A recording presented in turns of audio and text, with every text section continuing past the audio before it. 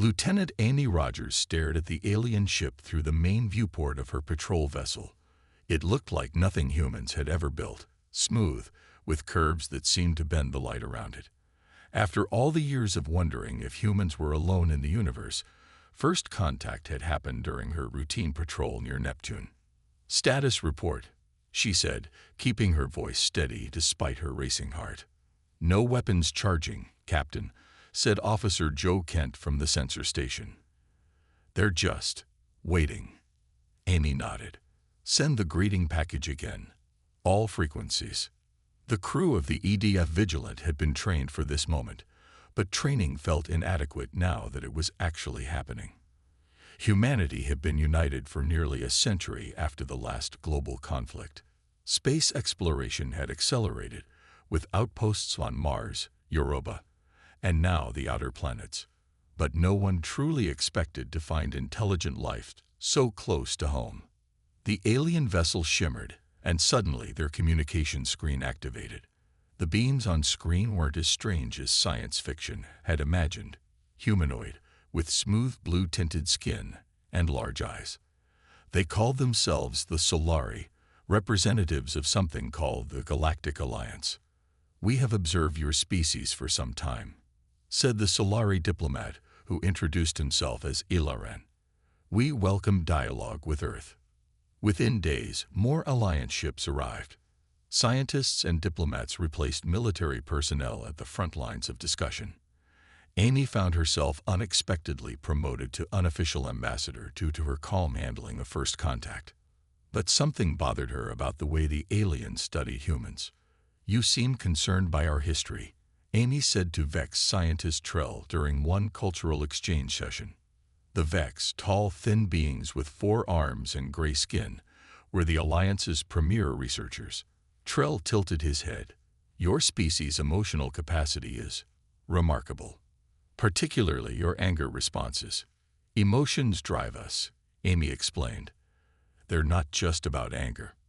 Passion fuels our art, our science. Yet your historical records show 17 major global conflicts in a single millennium," interrupted another Vex. "Most species self-destruct with half that number." Amy tried to explain how humanity had learned from its mistakes, but she could see the Alliance representatives had already made their assessment. 1 month after first contact, the Alliance formally invited Earth to join their community of 17 sentient species, with conditions. Earth would have probationary status, limited technology exchange, restricted travel rights, no voting power in the Galactic Council for at least 50 years. "This is insulting," said General Alan Whitmore when the terms were delivered. "We're being treated like children." "They fear us," Amy realized. "Not because we're technologically advanced. We're not compared to them. They fear what we might do because of our emotions."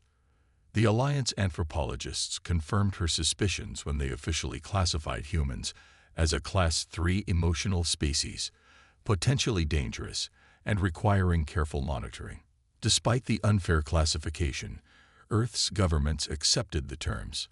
Some access to the galactic community was better than none. Trade began. Cultural exchanges were approved, though closely supervised. Humans were allowed to visit certain Alliance worlds, but many establishments posted signs, "No Class 3 species without supervision." Amy was assigned as liaison to the Alliance embassy on Earth. She worked tirelessly to show the aliens that human emotion was complex, that anger could coexist with compassion, that passion drove innovation as much as conflict. "You'll understand us better with time," Amy told Ellerin one evening, watching the sunset from the embassy's balcony. The Solari diplomat's expression remained neutral. "Perhaps. But Alliance species evolved beyond such volatile emotions thousands of years ago. It brought peace to the galaxy." "Peace isn't just the absence of conflict," Amy replied. "Sometimes you need to feel strongly to fight for what's right." Ellerin seemed troubled by her words. That philosophy is precisely what concerns the Alliance Council. Neither of them could know that in just 3 years, the galaxy would face a threat that Alliance logic couldn't solve: a threat that would require exactly the kind of passionate response that humans were being criticized for. 3 years after first contact, Greg Martinez sat at his desk in the Human Liaison Office aboard the Alliance Diplomatic Station Harmony. The curved walls and strange lighting still gave him headaches after 6 months of working here. As one of only 12 humans allowed to serve on the massive space station, he felt the weight of representing Earth every day. His communication panel lit up with an urgent message. Greg frowned as he opened it. The message came from Outpost Zeta, one of the farthest Alliance colonies on the edge of known space. The recording showed a panicked Solari officer, his blue skin pale with fear. "We are under attack. Unknown ships have entered the system and..." The transmission cut to static. Greg immediately forwarded the message to his Alliance supervisor, a Vex named Krell.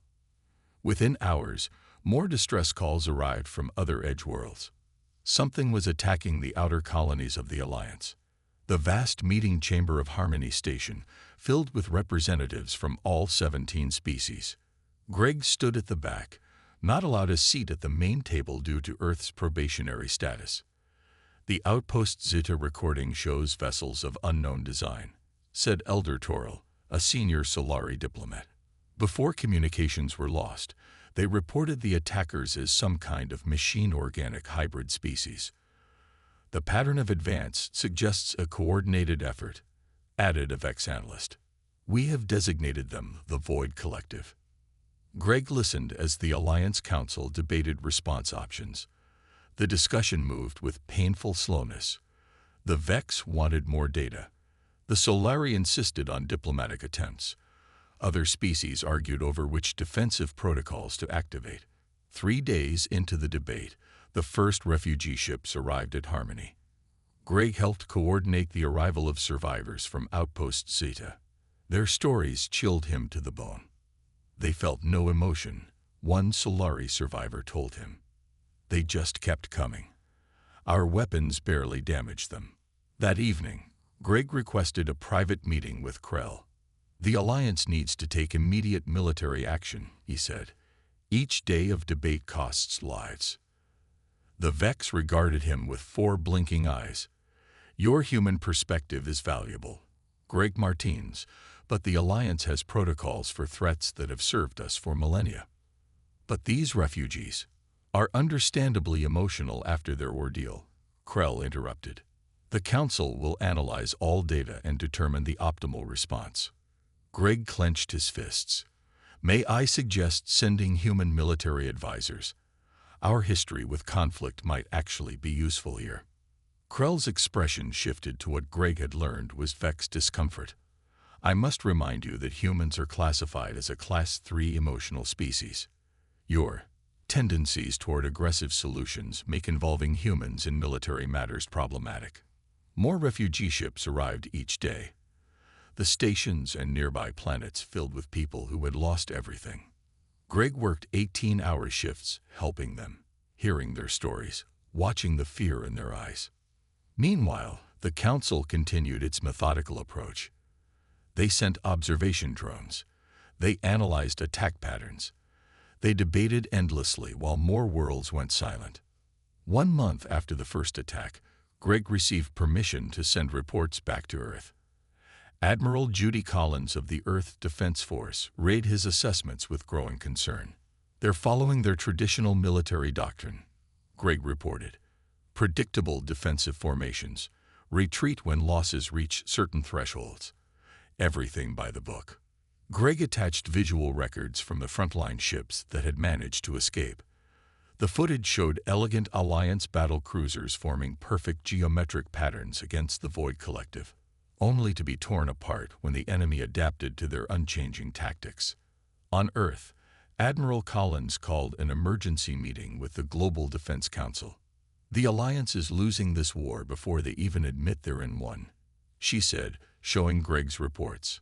"Their military hasn't faced a serious threat in centuries. They don't know how to adapt." "Are we just supposed to watch them fall?" asked one council member. "For now, yes," Collins replied grimly. "We're not permitted to intervene. But I suggest we prepare our fleet. When they finally ask for help, and they will, the angry humans should be ready. 6 months into the conflict, the Alliance lost its main military shipyard at Vega Prime. The attack came without warning. The Void Collective ships slipped past the sensor grid and destroyed the facility before the defenders could form their battle lines. Admiral Judy Collins watched the intelligence report with a tight jaw. On the screen in her underground command center on Earth, the elegant Alliance ships moved into the same formations they always used. The enemy adapted quickly, cutting through their lines with terrible efficiency. "They never change their tactics," she muttered. "Not even when they fail." "They've lost over 30 worlds now," said Captain Sam Weber, her chief of intelligence. "Still, they refuse our offers to help." Collins nodded grimly. "Continue battle preparations. I want every ship ready to launch within 24 hours if needed." Earth's defense fleet had grown significantly since first contact. Humans had learned what they could from limited Alliance technology sharing, then improved upon it in ways that often shocked their alien counterparts. Meanwhile, thousands of Alliance refugees poured into human space. Despite the ongoing discrimination against angry humans, Earth opened its doors. Camps were set up on Mars, Europa, and throughout Earth's territories. Frank Phillips ran one of the largest refugee centers in the new Denver Dome on Mars. A retired Marine with a gruff voice but kind eyes, he made sure the aliens had proper food, medical care, and shelter. "You treat us better than expected," said Tala, a young Solari scientist who had escaped the fall of Research Station Epsilon. Frank handed her a cup of synthesized Solari tea. "Why wouldn't we help? You're people in need." "The Alliance teachings about humans focus on your violent history," she explained. "The Council believes your emotions make you unpredictable and dangerous." Frank laughed. "Sometimes being unpredictable is exactly what you need." Over the following weeks, Frank noticed the refugee scientists gathering in the community center. They spoke in hushed tones, reviewing battle footage, discussing Alliance military strategy. He brought them extra food without asking questions. One evening, Tala approached him. "Frank, we need to speak with someone in your military command." "Why's that?" "Because the Alliance is losing this war." Her large eyes filled with tears. "Our traditional tactics aren't working against the collective. They adapt too quickly. But we're just scientists. No one in the Alliance military will listen to us." 2 days later, Admiral Collins sat in a secure room with Frank and 5 Alliance scientists. They showed her detailed analyses of failed military operations. "The collective uses quantum algorithms to predict responses," explained Tala. "Our military has used the same defensive formations for 300 years. We're predictable." Collins studied their data. "You're telling me your military won't change tactics even when they're failing?" "Change is seen as admitting error," said another scientist. "Our commanders believe perfecting our current approach is the answer." "Perfecting a failing strategy just makes you fail perfectly," Collins replied. After the meeting, Collins received a message he had been expecting. The Alliance High Command formally requested Earth's consultation on defensive measures. She took her best tactical officers to the emergency summit on Harmony Station. The Alliance military commander sat stiffly as Collins delivered her assessment. "Your formations are beautiful but predictable," she said bluntly. "The collective anticipates every move you make. You need to embrace unpredictability. Use irregular patterns, surprise attacks, adaptive strategies." Elder Solari Ven's skin darkened with emotion. "You suggest we abandon thousands of years of refined military doctrine for chaos." "I suggest you abandon losing tactics for winning ones," Collins replied. "Sometimes anger serves a purpose. It makes you fight harder when things matter most." The elder Solari and Vex commanders dismissed her ideas as too radical, too emotional. But Collins noticed younger Alliance officers exchanging glances. A small group approached her later. "We want to learn your methods," said a young Vex commander. "Before it's too late." As Collins began working secretly with these rebels, reports arrived of a massive collective fleet heading toward the Alliance capital world of Lumina. The final test was coming sooner than anyone expected. Lumina, the jewel of the Alliance, was under attack. The beautiful planet with its crystal cities and orbital rings now faced the largest void collective fleet seen so far. The carefully planned evacuation quickly turned to chaos as millions of frightened civilians rushed to the spaceports. Paul Ramirez, captain of the Earth trading vessel Northern Star, watched the situation unfold from the edge of the system. His ship had been delivering supplies when the attack began. "Captain, Alliance Control is ordering all non-military vessels to leave immediately," said his first officer, Lisa Brown. Paul frowned as he studied the emergency channels. Desperate calls for help flooded the communication systems. The official evacuation ships could only take a small fraction of Lumina's population. "How many can we fit aboard if we empty the cargo bays?" he asked. Lisa looked surprised. "Maybe 300, but Captain, Alliance regulations specifically forbid." "Contact the other Earth ships in the area," Paul interrupted. "Ask who's willing to help." Within an hour, 17 human trade vessels formed an impromptu rescue fleet. The Alliance traffic controllers protested as the ships approached Lumina against orders. "Northern Star, you are violating safety protocols," came the stern voice of the Alliance coordinator. "Return to your designated position." "We're coming to help with evacuations," Paul replied firmly. 300 seats open on each human vessel. As the human ships entered Lumina's atmosphere, they faced another problem. The official evacuation zones were overcrowded and under collective attack. The Alliance defense ships maintained their standard formations, predictably falling back when pressed. "We can't reach the main spaceport," Lisa reported. "Collective forces have it surrounded." Paul studied the map. "Then we make our own landing zones. Tell each captain to pick sites away from the main battle. We'll take whoever we can." The human ships scattered, using unpredictable flight patterns that confused the collective targeting systems. They landed in parks, sports fields, and wide boulevards across Lumina's cities. On the ground, Paul worked quickly. "We have room for 300. Families with children first." A Solari official tried to enforce the evacuation list. "This is not the proper procedure." "Proper procedure isn't saving enough lives," Paul shot back, helping a frightened family board his ship. Across the planet, other human captains did the same. They ignored protocols, made quick decisions, and changed plans when needed. Some used their cargo ships as shields while civilians boarded. Others created distractions to draw collective forces away from evacuation zones. When the Northern Star lifted off with 327 refugees packed into every available space, 2 collective ships moved to intercept. "Standard evasion patterns won't work," Lisa warned. "They're blocking all obvious escape routes." Paul smiled grimly. "Then we won't be obvious." He took manual control and flew a wild, zigzagging course no Alliance pilot would ever attempt. The collective ships, programmed to predict standard evasion patterns, couldn't adjust quickly enough. In total, the human fleet rescued over 5,000 civilians before retreating. They suffered damage but lost no ships.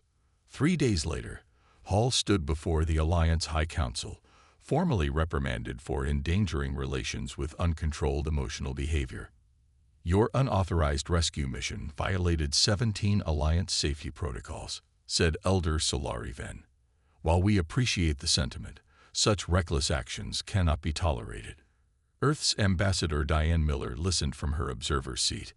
She had watched the recordings of the human ships darting through collective forces, saving thousands while Alliance vessels maintained their perfect but ineffective formations. Something snapped inside her. She stood, interrupting the proceedings. A shocking breach of protocol. "With respect, elders, I've heard enough," she said, her voice carrying through the chamber. Captain Ramirez did what any decent person would do when lives are at stake. The council chamber fell silent as Miller walked to the center floor, a place she had no right to stand as a representative of a probationary species. If being angry means refusing to stand by while innocent lives are lost, Then perhaps the galaxy needs more anger, not less, she declared. Alliance security moved to remove her, but the refugees in the public gallery began to applaud. The broadcast, quickly cut off in Alliance space, but shared through human channels, spread across the galaxy. The speech would become a turning point in the war. Admiral Judy Collins stood on the bridge of the flagship Defiance, looking at the fleet of human warships gathered around her. With the quiet approval of Earth's government, but against clear Alliance wishes, she had launched Operation Righteous Fury. "All ships report ready, Admiral," said Captain Steve Garcia, her second in command. Collins nodded. "Send the message to all captains. We're going to Nexus 3. Nexus 3 was a vital supply junction connecting multiple star systems. Intelligence suggested it would be the Void Collective's next target. If it fell, dozens more Alliance worlds would be cut off." As the human fleet moved through space, Collins received an urgent message from Ambassador Miller. "The Alliance Council is furious," Miller reported. "They've sent ships to intercept you before you reach Nexus 3. They're saying humans have no authority to engage in military operations." "And what do you say, Ambassador?" Collins asked. Miller's face was grim but determined. "I say save as many lives as you can. I'll handle the politics." At Nexus 3, Captain Garcia directed the fleet into position. Unlike the neat, geometric patterns favored by Alliance commanders, the human ships spread out in seemingly random groups. "Put the heavy cruisers behind the moon," Garcia ordered. "Fighter groups will hide in the asteroid belt. Make it look like we only have half our actual numbers." A young officer approached. "Sir, Alliance vessels are approaching. They're demanding we withdraw immediately." Before Garcia could respond, the sensors lit up. Multiple collective ships dropping out of faster-than-light travel. At least 30 vessels, more than intelligence predicted. The small Alliance force that had come to intercept the humans suddenly found themselves facing a massive collective fleet. Their commander followed standard procedure, forming a defensive line and sending a request for reinforcements. The collective ships, recognizing the familiar pattern, moved to surround them. "They'll be overwhelmed in minutes," Garcia said to Collins. "What are your orders?" Collins didn't hesitate. "Rescue operations. All ships engage." What followed shocked both the Alliance and the collective. The human fleet didn't move as a single unit. Some ships darted forward while others hung back. Fighter squadrons attacked from unexpected angles. When the collective adjusted to one group's tactics, another would change approach entirely. Garcia directed a particularly bold maneuver. "Bring mining platforms online," he ordered. The abandoned mining platforms around Nexus 3 had been considered useless in battle by Alliance tacticians, but under Garcia's command, human engineers had rigged them with makeshift propulsion systems. Now they activated, hurtling toward enemy ships like massive projectiles. The Alliance commander watched in disbelief. What are they doing? There's no logic to their formation. A young Alliance officer who had studied human tactics replied, "That's exactly why it's working, sir." For 6 hours, the battle raged. The human fleet took heavy damage, but kept fighting. When standard weapons failed against a particularly large collective vessel, Captain Garcia ordered 3 damaged human ships to deliberately crash into it, after the crews evacuated to escape pods. Such wasteful tactics would have horrified Alliance commanders, but the collective couldn't predict or counter them. Their algorithms failed against human unpredictability. When it was over, the human fleet had not only defended Nexus 3, they had pushed the collective back, destroying over half their ships. It was the first major victory of the war. The surviving Alliance commander approached Collins afterward, his ship barely functional. "We came to stop you," he admitted. "I was wrong." Collins nodded. "Your people fought bravely." "But ineffectively," he replied. "How do you make such risky decisions? How do you know when to break formation, when to sacrifice resources?" "We call it intuition," Collins explained. "It's what you've been dismissing as emotional thinking. Sometimes you have to feel your way through a battle, not just think it." The commander looked thoughtful. Perhaps there is value in what we've been calling anger.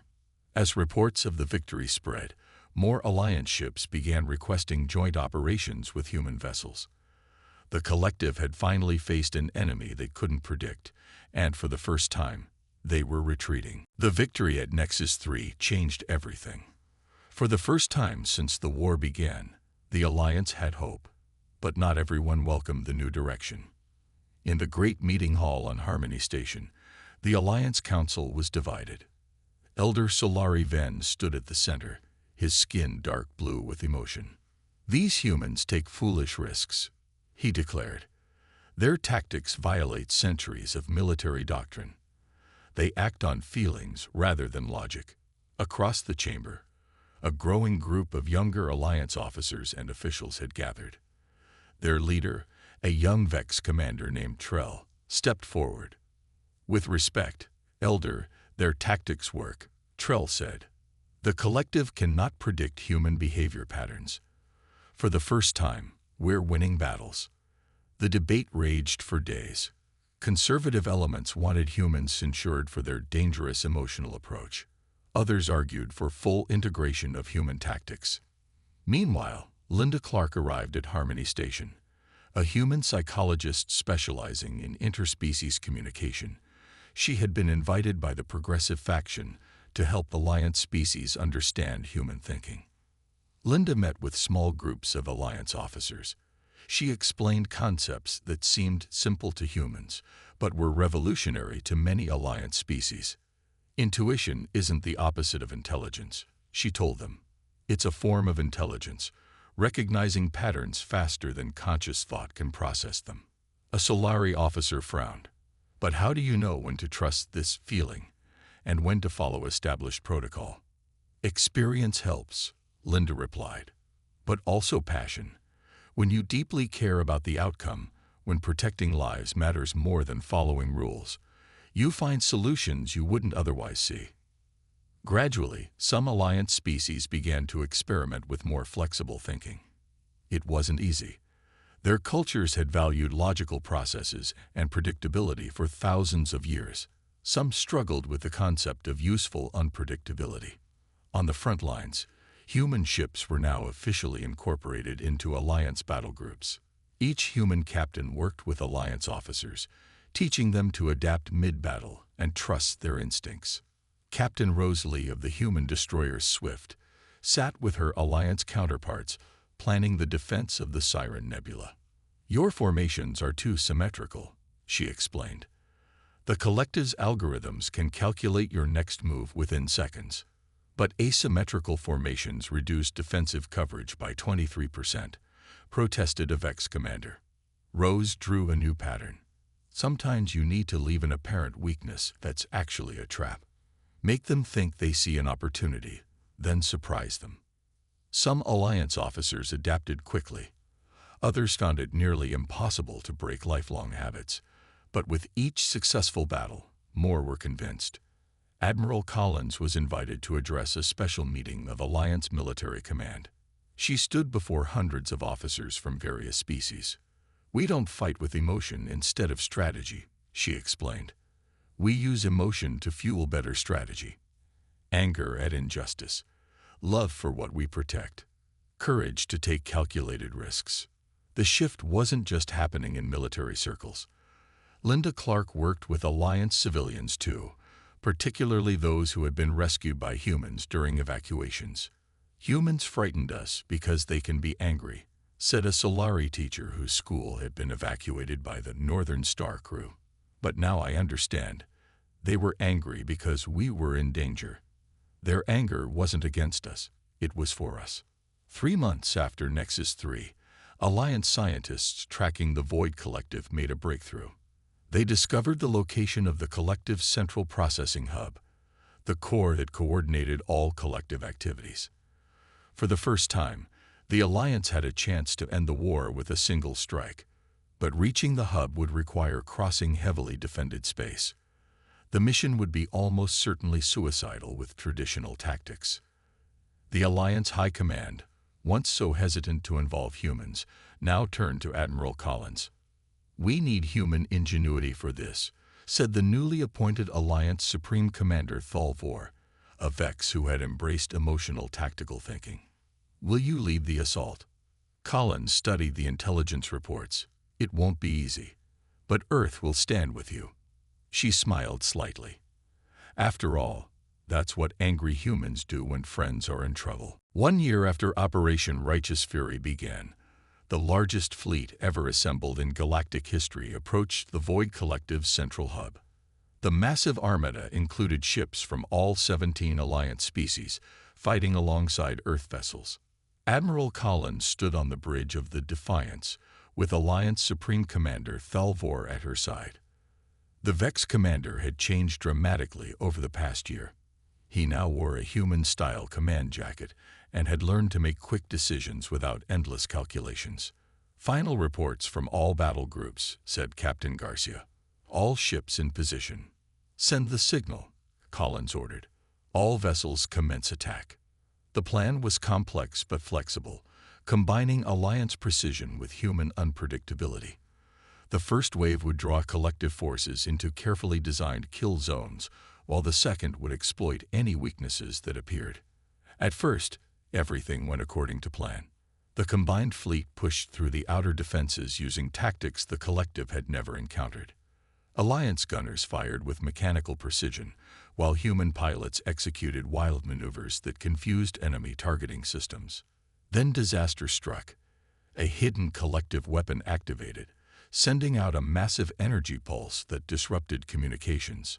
Suddenly, the carefully coordinated attack fell into chaos. Ships could not talk to each other or receive orders from command. "We're blind," Thalvor said. "Without central coordination, the fleet will fall apart."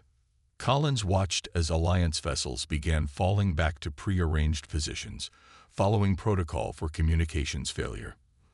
But this was exactly what the collective would expect. "Signal all human ships using emergency light codes," she ordered. "Tell each captain to use their best judgment and keep fighting." Across the battlefield, human commanders made independent decisions, adapting to the changing situation without waiting for orders. Some formed impromptu attack groups with nearby Alliance vessels. Others found new approaches through the collective defenses. Aboard the destroyer Intrepid, Captain Nickel Warren saw an opportunity. With communications down, a small gap had appeared in the collective defenses around their central hub. Standard procedure would be to wait for confirmation before attacking such a critical target. But Warren knew they might never get another chance. "All power to engines," she ordered. "We're going in." Her crew, a mix of humans and Alliance species who had trained together for months, moved without hesitation. The Intrepid shot forward, followed by 3 Alliance ships whose commanders trusted Warren's judgment. They broke through to the central hub, a massive structure controlling the entire collective network. Warren didn't wait for authorization to fire. The Intrepid launched every weapon it carried, targeting the hub's power core. The explosion began a chain reaction. As the hub collapsed, the collective ships across the battlefield suddenly lost coordination. Without their central intelligence directing them, they became easy targets. 3 hours later, the last collective vessel was destroyed. The war was over. In the aftermath, Alliance scientists studied the remains of the collective technology. They discovered it had been designed specifically to counter traditional Alliance tactics. The predictable patterns that had served the Alliance for centuries had become their greatest weakness.